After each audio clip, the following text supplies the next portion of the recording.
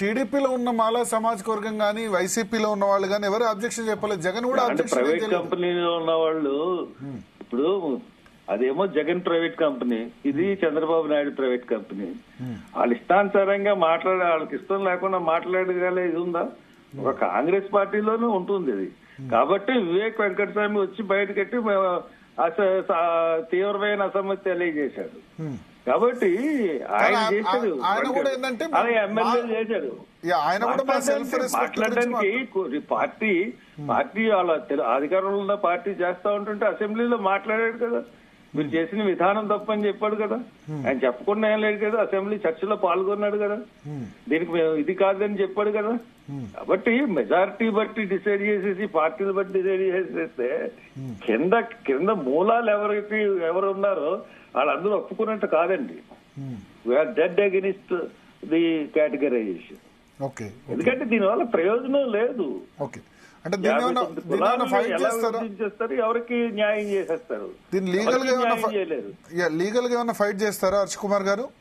Definite గా అన్ని ఉంటాయండి, అన్ని ఇదే ఉంటాయి. వాళ్ళు ఒక సుప్రీంకోర్టు ఇచ్చిన జడ్జిమెంట్ మీదే కదా వాళ్ళు 30 సంవత్సరాలు పోరాటం చేశారు. సుప్రీంకోర్టు జడ్జిమెంట్ ఇచ్చింది కదా, అది ధర్మాసనమే కదా ఇచ్చింది. వర్గీకరణ చెల్లదు, చంద్రబాబు నాయుడు చేసిన వర్గీకరణ చెల్లదు, పంజాబ్ లో చేసింది చెల్లదు, ఉత్తరప్రదేశ్ లో చెల్లదు, ఏది చెల్లదని ఇచ్చింది. ఇచ్చిన దాన్ని మళ్ళీ ఏదో పంజాబ్ లో కేసుని పట్టుకుని దీంట్లోకి ఇంప్లీడ్ చేసి, ఈ కేసుని ఇంప్లీడ్ చేసి వర్గీకరణ రాష్ట్రాల్లో చేసుకోవచ్చు అని 341 ని బైపాస్ చేసి ఇచ్చారు. అది ఎలా చెల్లుతుంది, ఎలా ఒప్పుకుంటాం? వాళ్ళు ఎలా ఒప్పుకోలేదు, మేము అలాగే ఒప్పుకోం కదా. It's very quite common. అంటే లీగల్ గా మళ్ళీ ఛాలెంజ్ చేసే అవకాశం ఉందా? లీగల్ గా మీకు చాలా క్లియర్ గా కనబడుతుందండి. వర్గీకరణ చేసింది వర్గీకరణ చేయడానికి కాదు, బోత్ గవర్నమెంట్స్ ఇద్దరు కూడా లీగల్ శాంక్టిటీ అన్నది లేకుండా చేశారు వర్గీకరణ. ఈవెన్ వీళ్ళు కానీ వాళ్ళు కానీ. ఎందుకంటే సుప్రీంకోర్టు ఏం చెప్పింది, డేటా కలెక్ట్ చేయమంది. డేటా కలెక్ట్ చేసి దాన్ని ఎక్స్పీరియన్స్ చేసి మొత్తం అంతా ఎవరు ఏ రకంగా ఉన్నారో అంత కలెక్ట్ చేసి దాని ప్రకారం చేయమని చెప్పింది. కానీ అసలు సెన్సెస్ తీయలేదు.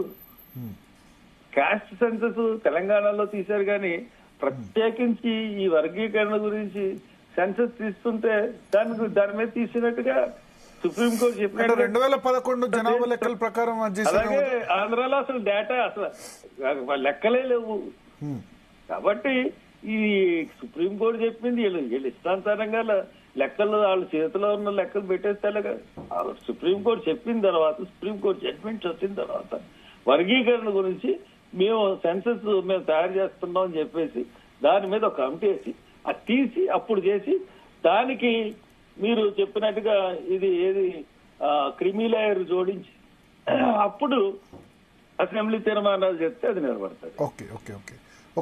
అందుకని ఇప్పుడు నిలబడి సమస్య లేదండి. ఓకే హర్ష కుమార్ గారు, థ్యాంక్ యూ. జీతేల్ కోసం సమయం కేటాయించినందుకు. ఇదే విషయం మీద మనతో మాట్లాడేందుకు డొక్కా మాణిక్య వరప్రసాద్, ఉమ్మడి రాష్ట్ర